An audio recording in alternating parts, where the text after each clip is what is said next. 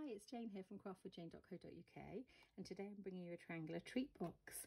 It's covered in DSP, just looks quite sweet and effective. This one's a little thank you one. If I open it up, it's got some DSP on the inside. It's got a nice size compartment there, suitable for treats, little chocolates or a small piece of jewellery.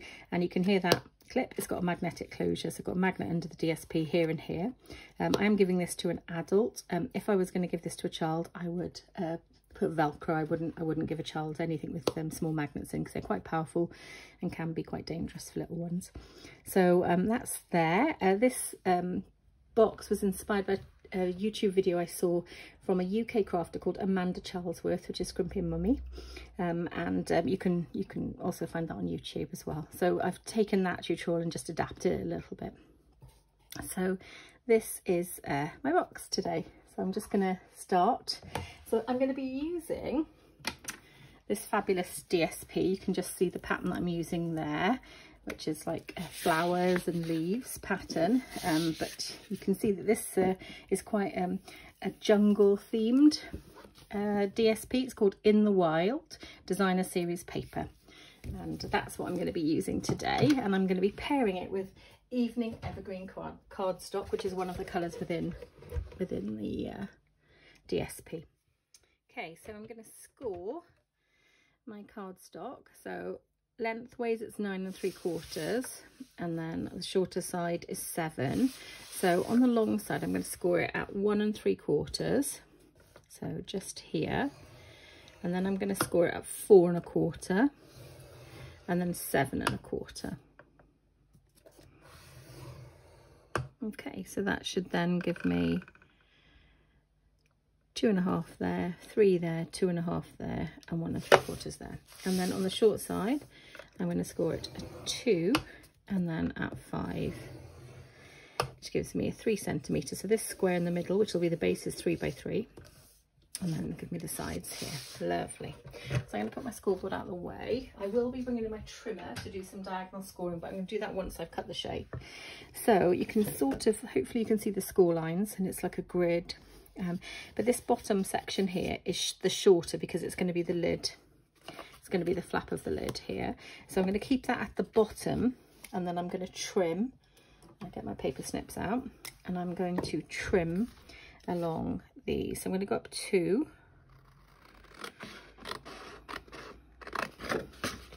Sorry.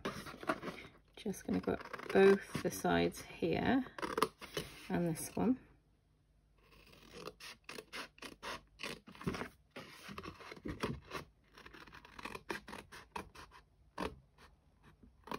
Lovely.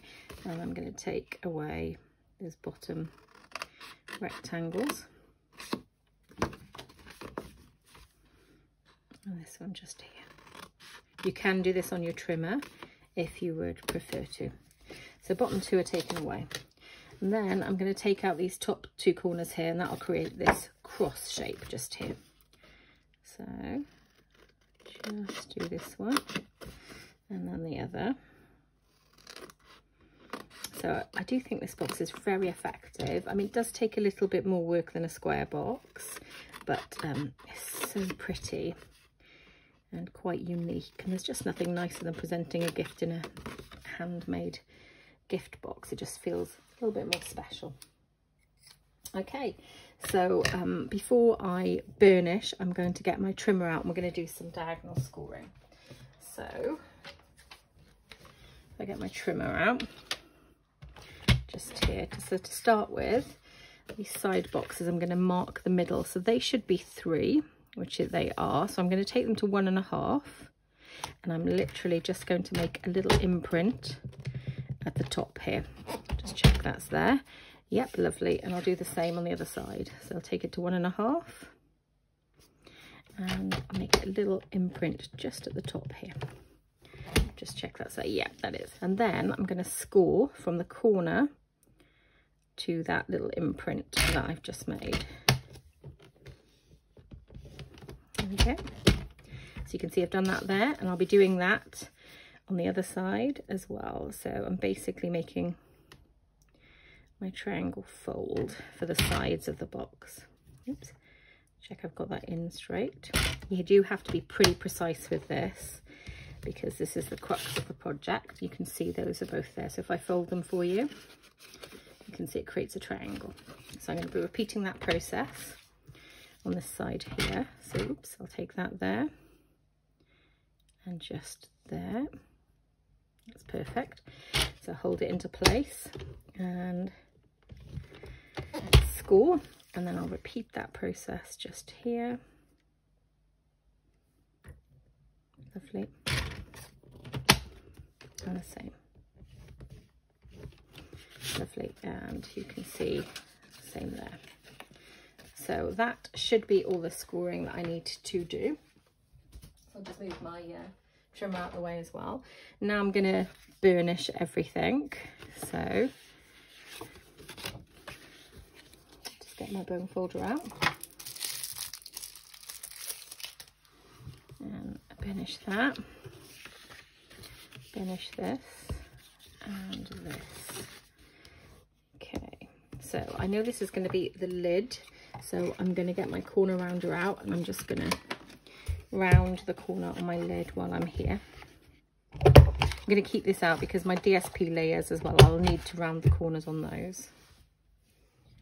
So that is my basic box construction.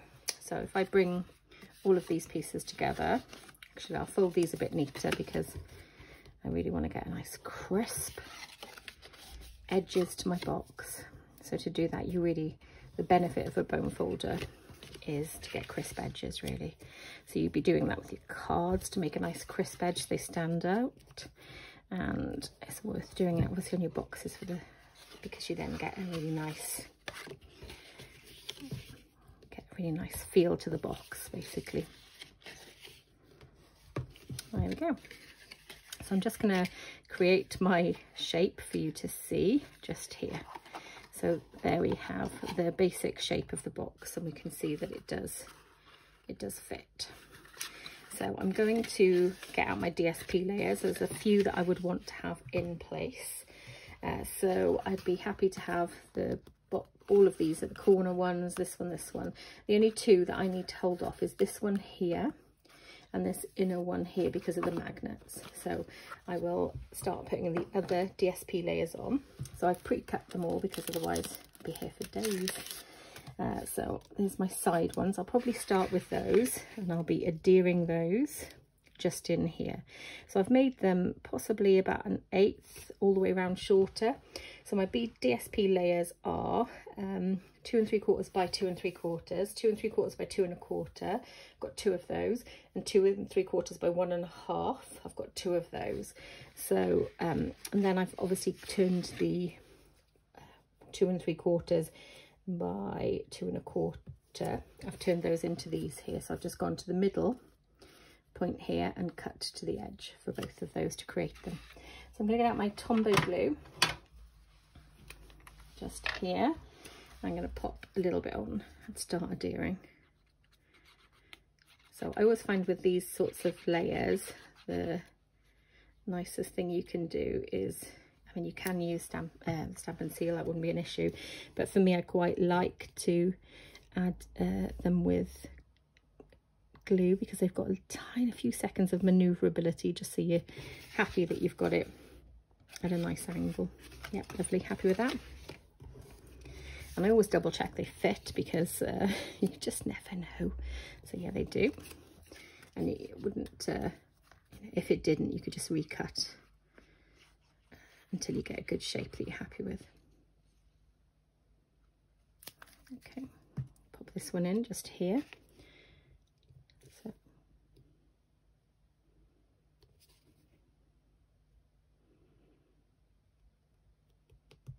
there we go.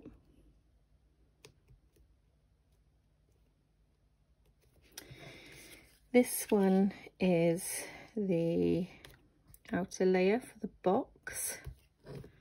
This one here is the outer layer for the lid. So I'm going to corner round this one to make sure it matches. And I'm going to glue this on. So I'm not going to do the inner one of these just yet. because I want to kind of go to a bit to the edge if I can without spilling, hopefully. I'm going to time it perfectly. So yeah, I'm going to do the outer one, but I won't be doing the inner one just yet. It's lovely. And then I'm going to do this top lid.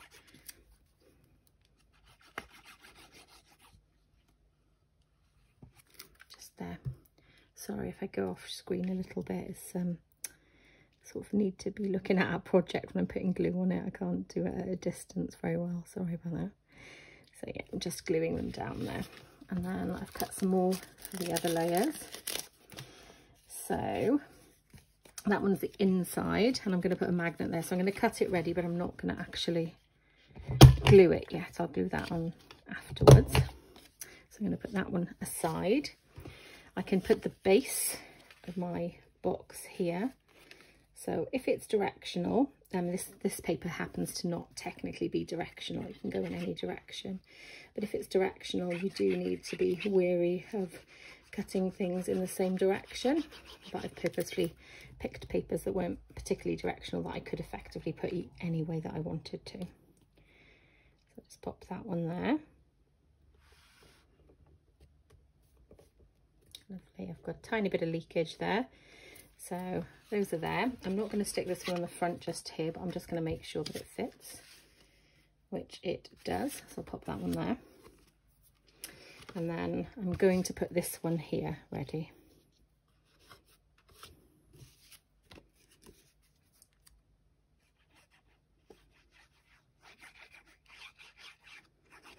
Okay, and then I'll get my magnets out.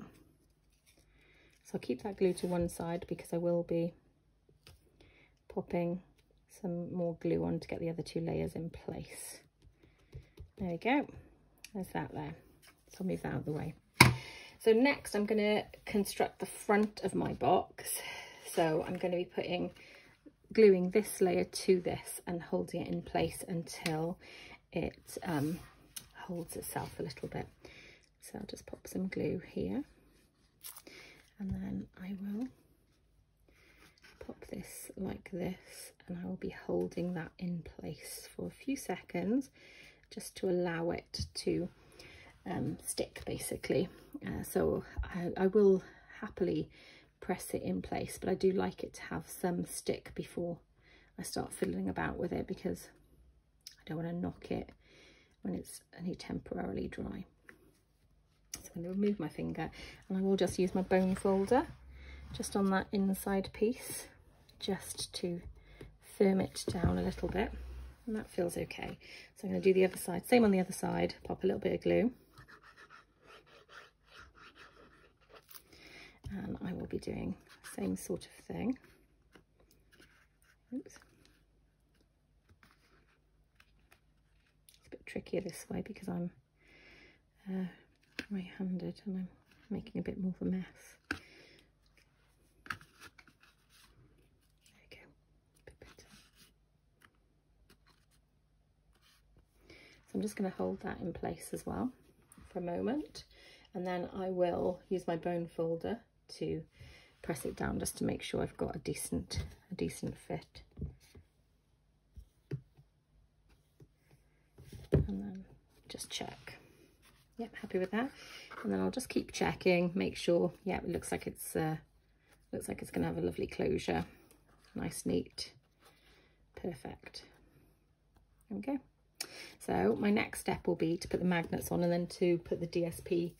So magnets I have are these ones here, got them off an internet company.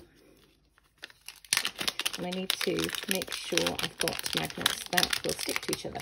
So I do tend to start by putting one on with a glue dot. So I've got my mini glue dots here, which are fabulous. And I will just take a mini glue dot and pop it on a magnet, just like that. There you go. I will then stick it where I think I would like my closure and prise it off. There we go.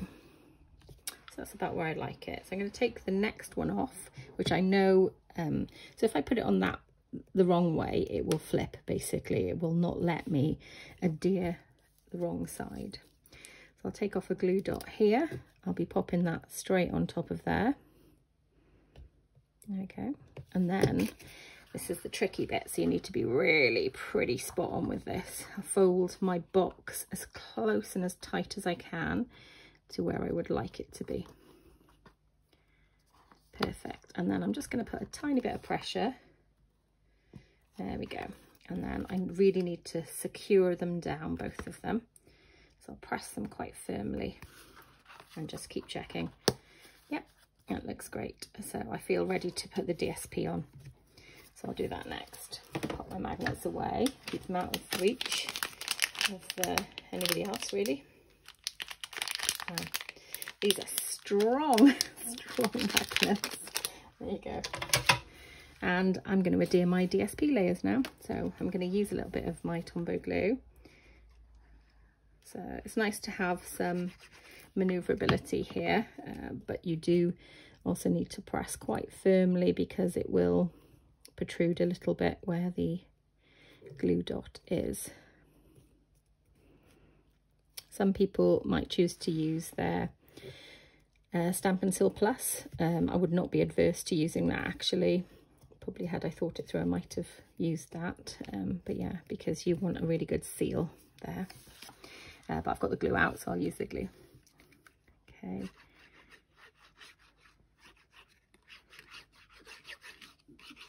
And I'll do the same here.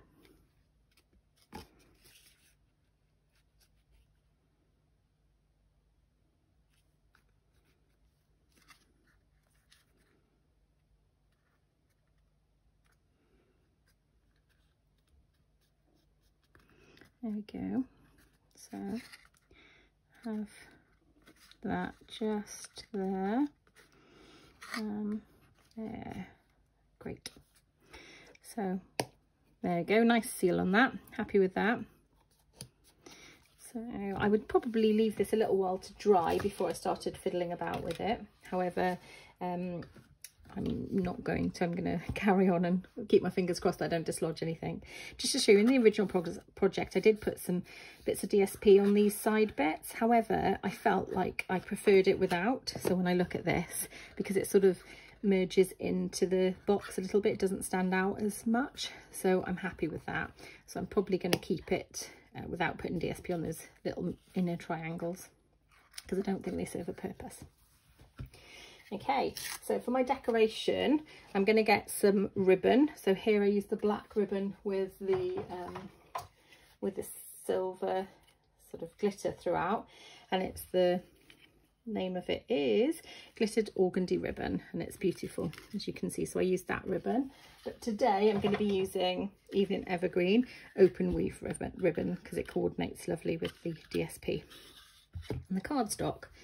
So I'm going to flip this and I'm going to tie it. I do my best to try it off the reel so that I get a little bit less wastage, but sometimes it's not, it just won't work, so we'll wait and see.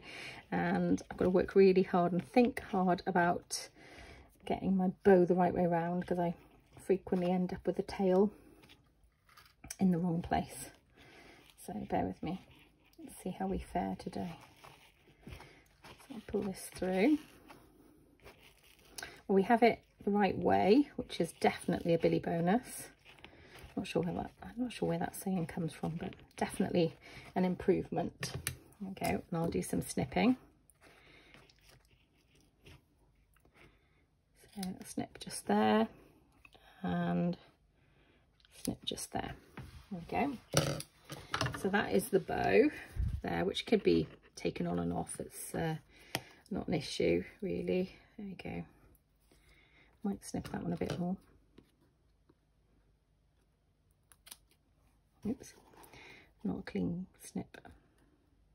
There we go. Okay, so that's the little bow just there, and I have pre-stamped thank you, and I've got a little die cut there to put on here. Now I'm putting that there, and that is white. And this is white, believe it or not, but it has a yellow to it as well, but I think it looks okay, so I would be happy to use that. What I might do is put some gems.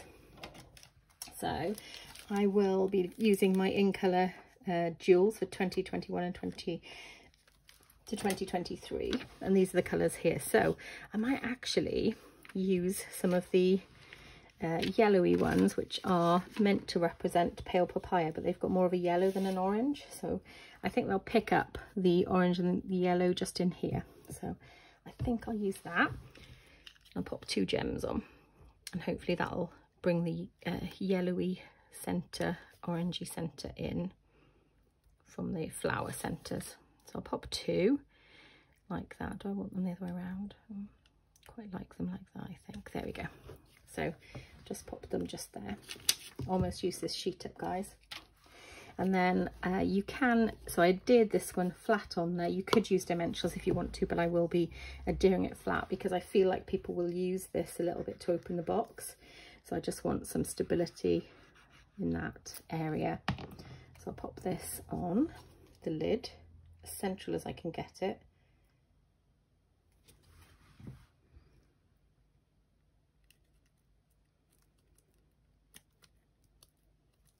So you could put your magnet, you see, sort of behind this bit and then put dimensionals above it.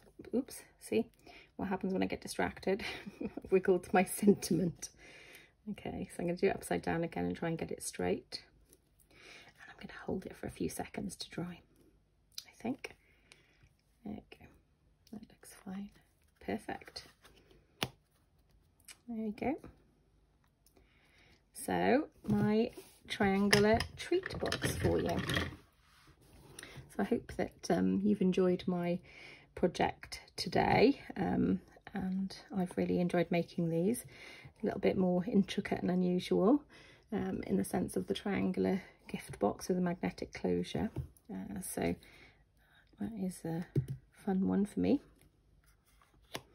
There we go.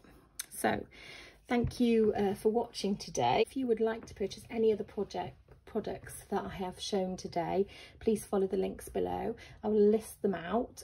Also, you can just press the shop with me button. It'll take you straight through to my store, my Stampin' Up store.